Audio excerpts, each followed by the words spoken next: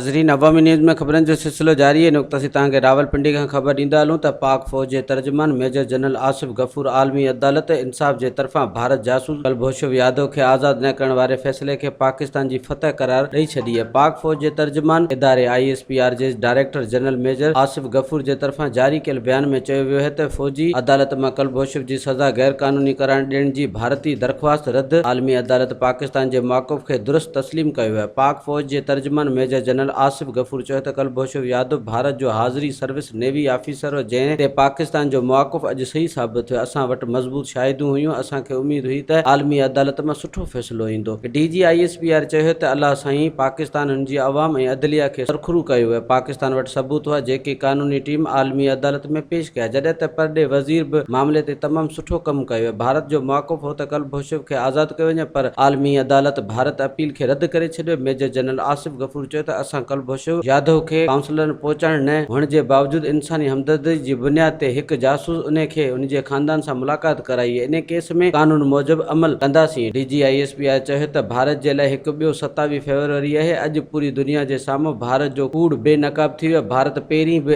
F-16 जे जहाज़ किराइण जी कूड़ी दावा कई हुई। वधीक ख़बरनि ऐं तफ़सील लाइ विज़िट कयो अवामी news Facebook page, YouTube page ऐं अवामी न्यूज़ वेबसाइट।